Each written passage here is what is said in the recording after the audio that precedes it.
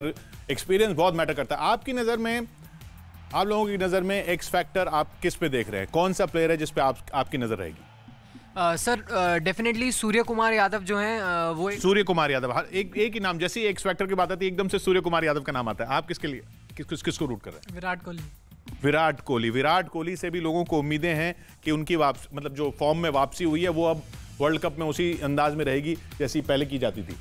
रोहित शर्मा क्यों? कैप्टन। अच्छा। नहीं, मैं हाँ। ये अच्छी बात है कि हाँ। कोई एक प्लेयर के ऊपर हम डिपेंड नहीं है और यही होना चाहिए। ये पाकिस्तानी जो मीडिया है या जो चाहने वाले, ये शाहीन अफरीदी एक नाम और बाबर आजम, बस दो ही नाम लेके चल रहे हैं। हमारे पास 11 प्लेयर्स ऐसे हैं कि 11 के 11 अपने दम के ऊपर मैच जिता सकते हैं। 11 के, और फॉर्म में वापसी खासकर कोविड के बाद मोहम्मद शमी की बहुत क्रिटिकल थी, और वो जो हुई है उसने एक तरह से बैलेंस को एकदम से इंडिया के फेवर में कर दिया, क्योंकि जो बुमराह की एब्सेंस की हम बात कर रहे हैं वो कमी अब नहीं शायद खलेगी। आप कुछ पूछना चाह रहे हैं सर से? सर एक तो युजवेंद्र चहल जो है वो भी ऑफ स्पिन के नाम रविचंद्रन अश्विन को तो गिनते ही हैं, ऊपर से स्पिन बॉलर में हम ला सकते हैं युजी चहल को, और ऊपर से जिस तरीके से उन्होंने परफॉर्म किए, क्या उनका रोल निभा सकते हैं हम ऑलराउंडर्स के अंदर? आई थिंक मॉन्टी इसका जवाब अच्छी तरह से दे सकेंगे, क्योंकि ये खुद एक बड़े स्पिनर रहे हैं।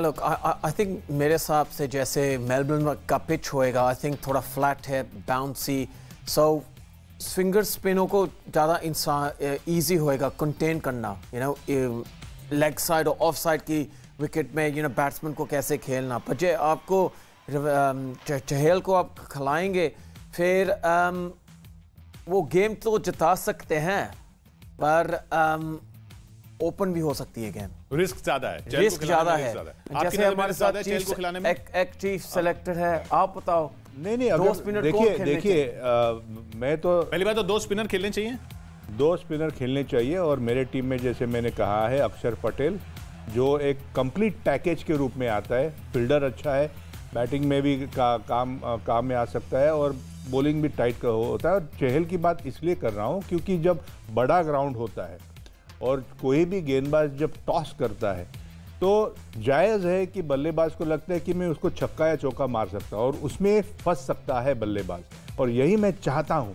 जैसे मॉन्टी ने कहा कि शायद वो एक्सपेंसिव भी हो सकता है, लेकिन विकेट लेने वाला अगर कोई गेंदबाज है तो मेरे ख्याल से ये एक्सप्रेस बॉलर और लेग स्पिनर बहुत काम में आते हैं। और ये मेरा ही सिर्फ कहना नहीं है, जो इतिहास है, अगर पिछले 10 साल का इतिहास देखें। आप कह रहे हैं कि चहल को लेना रिस्की है, लेकिन वो रिस्क पे ऑफ कर सकता है विकेट आते ही। मैं नहीं कहा कभी कि रिस्की है, मैं तो चाहता हूं कि चहल खेले, क्योंकि चहल का खेलना, चहल अगर फ्लाइट करेंगे तो वो रिस्की है? नहीं रिस्की है। मैं चाहता हूं कि चहल फ्लाइट करे, टीज करे, इनवाइट करे बैट्समैन को कि आप मुझे छक्का मार या चौका, क्योंकि बाउंड्रीज बहुत बड़ी है, क्योंकि बड़ी बाउंड्री है यहाँ। अगर ये छोटा ग्राउंड होता तो ये स्ट्रेटजी अलग होती, शायद अलग होती। जुलन, आप एग्री करती हैं इससे? एग्री कर सकते हैं, but again left arm spinner and leg spinner दोनों सेम काइंड ऑफ बॉलर है। तो if you need some difference, variation, then you need one left arm spinner and one off spinner. तो आप कह रही हैं अश्विन के साथ फिर कौन होना चाहिए? अक्षर पटेल। अश्विन एंड अक्षर पटेल। वी हैव 2 ऑप्शन, हाँ। एक लेफ्ट आर्म स्पिन, एक ऑफ स्पिन। और आप कह रहे हैं कि अक्षर और चहल। यस जी। तो आप अश्विन को क्यों नहीं लेना चाह रहे, जबकि अश्विन बाबर आजम की जो वल्नरेबिलिटी है अश्विन की, वो शायद काम आ सकती है? देखिए, हम फिर से बाबर आजम के लिए ही बात कर रहे हैं। हमें देखना चाहिए कि पाकिस्तान की पूरी बैटिंग लाइनअप, और ये 2020 का क्रिकेट जो है, इसमें सिर्फ बॉलर या बॉलिंग काम में नहीं आती। हम चाहते हैं कि इम्पैक्ट प्लेयर जो हो, जिसके पास ये तीनों डिपार्टमेंट में अच्छा प्रदर्शन करने की अच्छी कुव्वत है। और इसीलिए मैं चाहता हूं कि अक्षर पटेल, जो अच्छी गेंदबाजी करते हैं, बैटिंग में भी कुछ कर सकते हैं, बैटिंग अच्छी करते हैं, फील्डिंग अच्छी करते हैं, और चहल ने दिखाया है। पर चहल की फील्डिंग एक वीक पॉइंट बताया जाता है। अभी अगर आप वीक पॉइंट मानो, लेकिन उसकी बैटिंग और फील्डिंग और अश्विन की बैटिंग और फील्डिंग अगर देखें, तो मैं ज़्यादा मार्क्स चहल को दूंगा। और कोई सवाल? सर बता रहा हूँ कि मैं पिछले वर्ल्ड कप में जैसे शाहिद अफरीदी के खिलाफ 2 बैट्समैन आउट हो गए थे हमारे, तो उनके खिलाफ हमारे जो मिडिल और मतलब स्टार्टिंग के ओपनिंग बैट्समैन हैं उनके खिलाफ डिफेंस होकर खेलना पड़ेगा या अटैक खेलना पड़ेगा शाहिद अफरीदी के खिलाफ?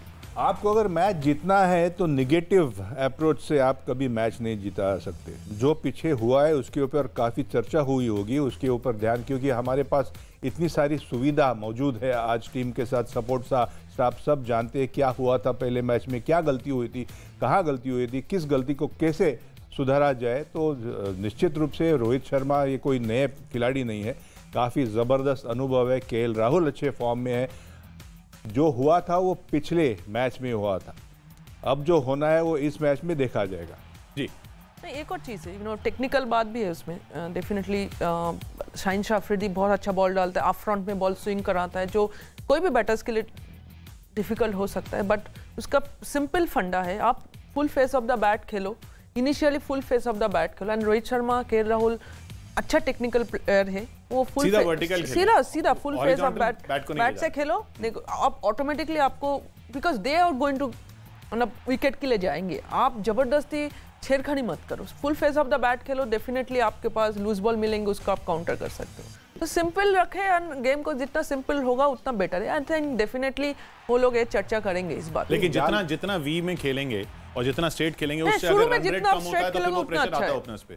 सी run rate and having wickets in your hand, ये दो बहुत बड़ी चीज़ है। जाल तो सब लोग बिछाने की कोशिश करते हैं, जाल में फंसना नहीं चाहिए, और ये मैं कह रहा हूँ। और ये इससे बड़ी बात तो राहुल द्रविड़ जो कोच है भारतीय टीम के वो जानते हैं, जो खिलाड़ी है हमारे, जो बल्लेबाज है वो भी जानते हैं। तो देखा जाएगा किस तरह से मुकाबला होता है, किस तरह से पहले 6 ओवर में हमारे बल्लेबाज सामना करते हैं, शाहिन अफरीदी और दूसरे जो उनके गेंदबाज है उनका।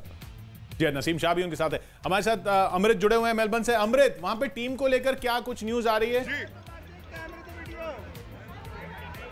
किशोर, अभी जो टीम कॉम्बिनेशन की हम बात करें तो यही था कि मौसम अगर खराब रहा तो भारतीय टीम इस प्लान पे जाती कि अगर 12 ओवर खेलना हो, 15 ओवर खेलना हो तो एक बैट्समैन ऐड ऑन करते, जो कल झुलन बोल रही थी कि वो पंत को इन कराती। लेकिन वेदर क्लियर है, मुझे लगता नहीं कि बहुत ज़्यादा बदलाव होगा। तो दिनेश कार्तिक इन होंगे, पंत बाहर होंगे और जो फोकस टीम में बैट्समैन वही रहेगी। तो उम्मीद ये है किशोर की यहाँ पर सबकी नजर जो टिकी हुई है, टीम कोई भी अंदर जाए, खिलाड़ी बाहर जाए, अंदर जाए, लेकिन सब विराट कोहली और सूर्य कुमार यादव पर है। तो क्या होगा आज? इंडिया!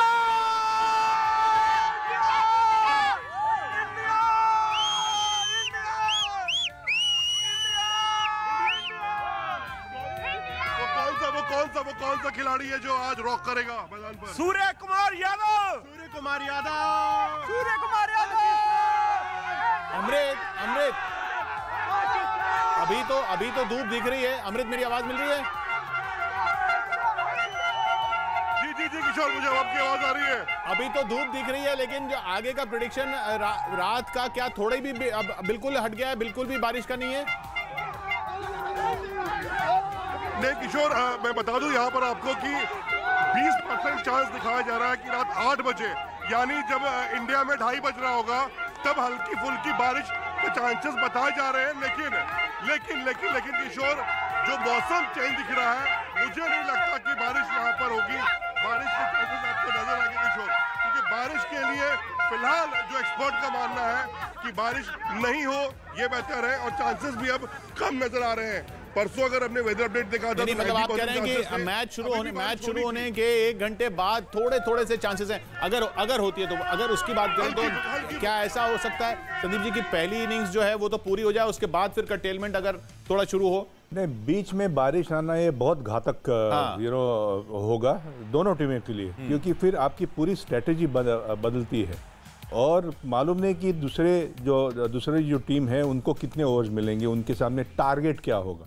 अगर शुरू में बारिश होता है तो एक अच्छा है कि दोनों टीम को बताया होता है कि वो इतने ओवर खेलने हैं, लेकिन बीच में जब बारिश होती है तो पूरा सब माहौल, पूरा रणनीति आपको बदलना पड़ता है। फिर डकवर्थ लुईस आ जाते हैं बीच में, जो सबसे खतरनाक चीज़ है, एंड वो किसी को भी नहीं पता है क्या है सिस्टम। आपको सिर्फ जो सेकंड बैटिंग करते हैं उनके सामने एक अच्छा आइडिया मिल जाता है आपको कैसे प्लान आउट करके जाए, और जो पहले बैटिंग करेंगे टीम तो उनको आइडिया नहीं था। तो टॉस जीतते हुए करना क्या चाहिए? मेरे हिसाब से तो बॉलिंग करना चाहिए and that's is the best thing because आपको पता नहीं है टारगेट कितना सेफ है इस विकेट में, इस ग्राउंड पे।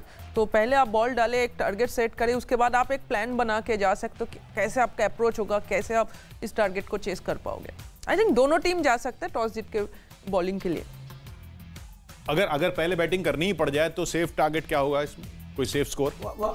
Look, average I think target MCG का 150 है, so इसके 10-15 रन ज़्यादा हम कर लेते हैं बिकॉज इतनी बड़ी गेम है। सो मे बी 170, 175 आई थिंक जो भारत पहले बैटिंग करेंगे ये मैच विनिंग सो टोटल है। 250 पे एक सेफ स्कोर कहा जा सकता है। वैसे तो सेफ स्कोर कुछ भी नहीं कहा जा सकता T20 में, और T20 में कौन किसको हरा दे वो भी नहीं कहा जा सकता। वो तो इस टूर्नामेंट में देखा ही जा रहा है। वेस्ट इंडीज वापस वेस्ट इंडीज पहुंच चुके हैं, लेकिन ये इंडिया पाकिस्तान है, याद रखिएगा। 1:30 बजे भारतीय समय के हिसाब से ये मैच शुरू होना है। एक छोटा सा ब्रेक यहां पर हम ले रहे हैं। ये स्पेशल कवरेज जारी है इंडिया, पाकिस्तान और ऑस्ट्रेलिया से। जीतेगा भाई जीतेगा इंडिया।